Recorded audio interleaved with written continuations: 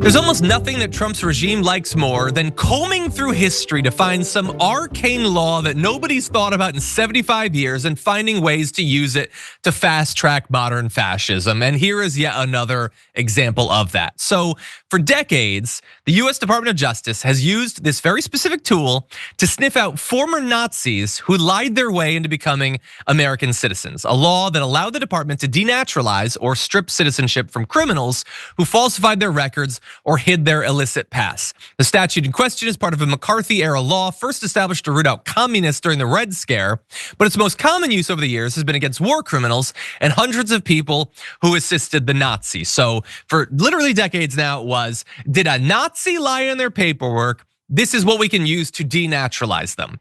Now, instead of hunting down Nazis, it's the Nazis themselves that are gonna be using this law. And so what they wanna do is they want to radically expand the bound of who is targeted by this thing because they're looking for any possible justification or tool or executive order or piece of legislation that would allow them to strip away citizenship or denaturalize people.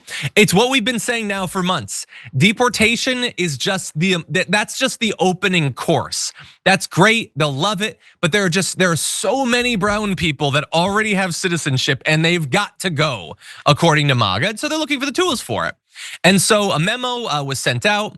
I'm not reading that. It's very funny, Mike or Sam. But anyway, according to a memo issued by the Department of Justice last month, attorneys should aim their denaturalization to work a much broader swath of individuals, anyone who might, quote, pose a potential danger to national security, which is an amazing phrase. I'm gonna return to that in just one sec.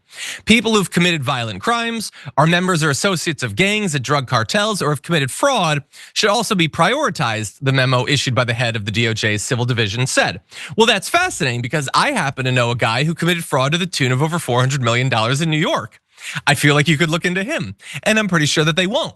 But so when you read that paragraph, you might think, oh, John, I think you're probably being hyperbolic, that this is a tool that will be used to denaturalize a whole bunch of people, thousands, tens of thousands, hundreds of thousands. I mean, after all, they're talking about people who pose a danger to national security. Yeah, but that's what they've said about all those students that they tried to deport, didn't they? The people who just participated in a protest, that's the Marco Rubio thing is, they pose a danger to American national security interests. People who write op-eds are a threat to American national security. It is defined as broadly as you can possibly imagine. And even once you move past that, it doesn't get any better. People have committed violent crimes. Oh, so they're going with the worst of the worst again. It never ends there. And members or associates of gangs and drug cartels. They've been baselessly using that excuse to deport people for months now. They said that about Rodrigo Garcia. There's no evidence that he's part of a gang, but they still claim it. They claim he's both a gangster, he's part of a cartel, he's a terrorist. And so these are all things that I don't need to hypothesize that they might abuse these in the future. They've already been doing that. Most people are already totally normalized to that. And so when they start stripping people of their citizenship, they're gonna do it first. Maybe they'll get a murderer or something like that. And then they'll do one.